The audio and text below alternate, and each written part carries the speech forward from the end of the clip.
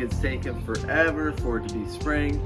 I actually did a look at some of our old videos, and it's been over 4 months since we actually started putting on our frost fabric and protecting our tropicals because of that cold weather below that 50-degree temperature. So actually on Halloween night, we were expected to be in the mid 40s last year.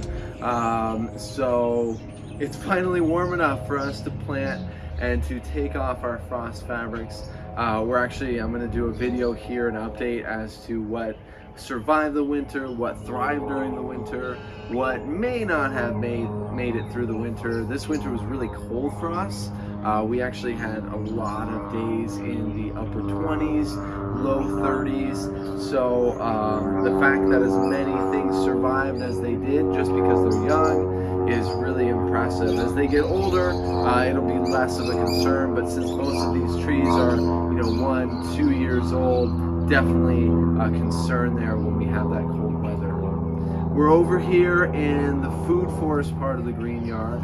We've been doing a lot of infrastructure changes to the green yard. That's kind of my focus this year, is to focus a little bit more on changing some infrastructure, adding things that need to be added as opposed to planting a whole bunch of new trees.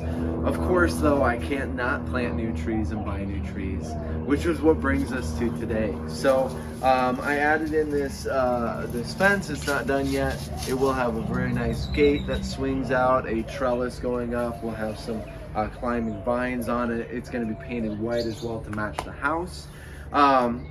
And then just past it, I'm clearing out this area. This is where we used to have a rootstock lemon tree. It was supposed to be an Italian lemon, but the previous owners didn't really understand that it's grafted, it's going to take over. So it was definitely those rootstock lemons that were on there. So I'm taking it out. It was too big for the space anyways. I tried trimming it back. It just didn't work out for me. So I'm taking out that lemon tree, and we're actually going to brick this whole area and add a really nice sitting area here. Eventually maybe an above ground hot tub as well will go in there. So adding to the tropicalness of this area, especially since this is going to be a sitting area moving forward, I have this beautiful tree to my left. Now this has been overwintered. I bought it in I believe December, the beginning of December, and it has been taken inside and outside and inside and outside for the last several months. We're at the beginning of March right now, and so it's finally time to put it in the ground. It's going to be warm enough.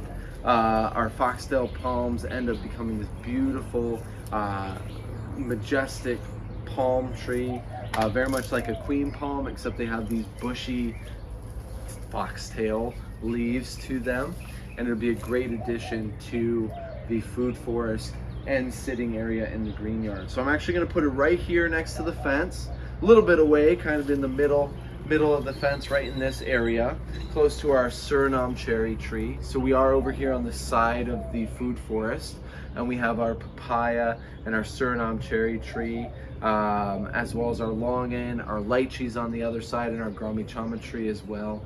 So it's going to be kind of more in this open area as opposed to next to the koi fish pond, but it's still part of the food forest part of the green yard. So let's go ahead and let's prep this spot. I have a lot of mulch, as you can see, to get out of the way. So I'm going to clear that mulch first, and then I'm going to start digging that hole for a beautiful foxtail palm, and let's go through planting a foxtail palm in Phoenix, Arizona.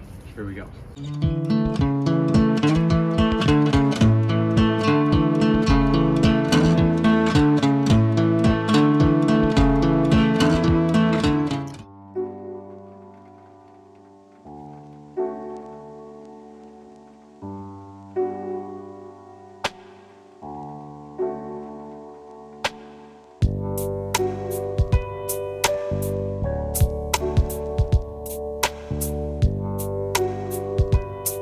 So our foxtail palm trees require a lot of the same digging requirements as our other tropical trees. You know, they like the soil requirements of lower pH, things of that nature. When we're actually going in and planting, we do want to as well mix the native soil, this clay soil, with our nursery soil, and really get a good mix going in the ground. So we're going to focus on that as well once I move kind of this dirt and this mulch out of the way. A lot of this dirt is coming from digging out this space to put in our new garden fence here. So let's go ahead and start digging.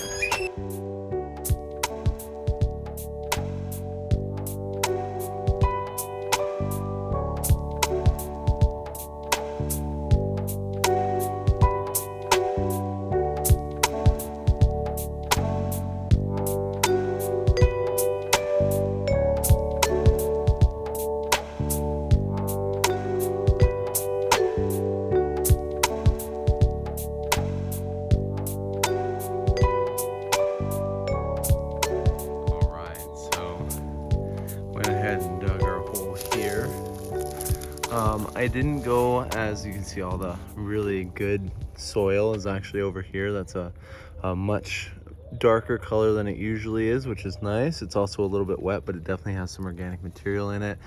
This spot has been under heavy mulch for a very long time, which definitely helps it as well. That's also part of the reason I'm doing a little bit smaller hole. Usually I go about twice the width. I'm gonna do it a little bit smaller because this area has already been under that heavy mulch for a while.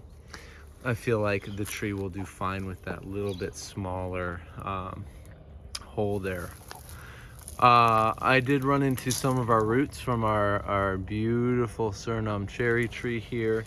You can see our Suriname cherry is actually starting to blossom out, flower out a little bit this year. So I'm really excited to do a update video on our beautiful Suriname cherry tree. Let's go ahead and I'm definitely going to use some of this soil again as I plant this beautiful foxtail palm tree. Let's get to mixing in our nursery soil and our beautiful clay soil here and mix it all together to give that tree a really great start. Here we go. All right, so I have my nursery soil here. I left a little bit of loose soil in the bottom of the hole. Just kind of give it a little bit of a head start when we mix. So I'm gonna pour in about about half of what's left in here. Probably be all we need. So I'll pour in about half. I'll set that bag there. See, we have this really beautiful soil. And then I'm gonna go ahead and mix some of this soil back in.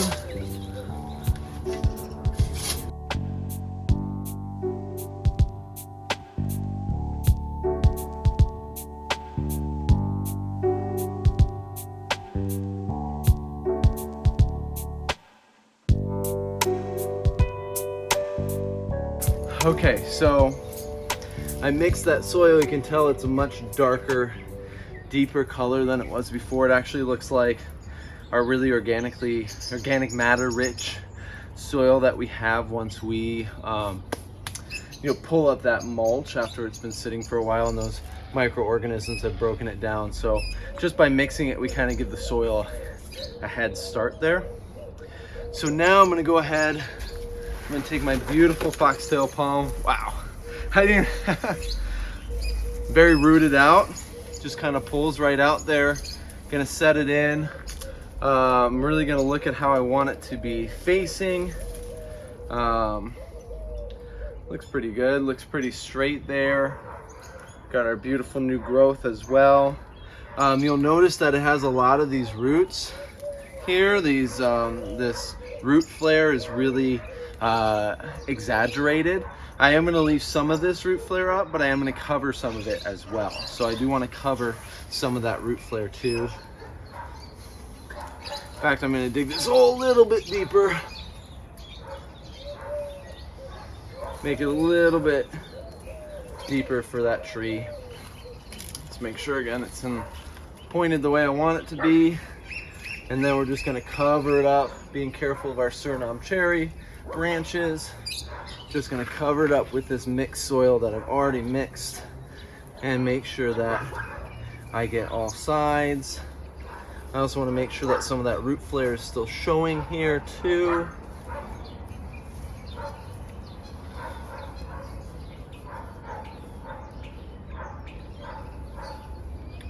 Which it looks like it certainly is.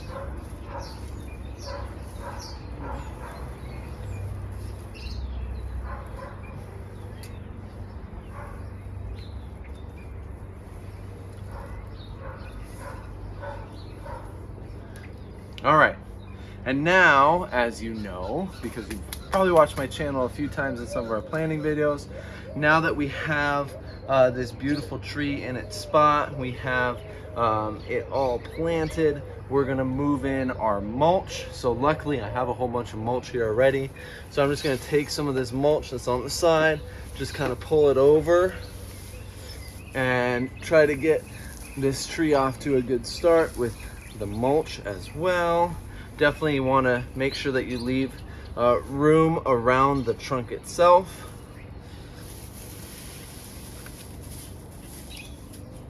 Got some back here too that I'm going to use.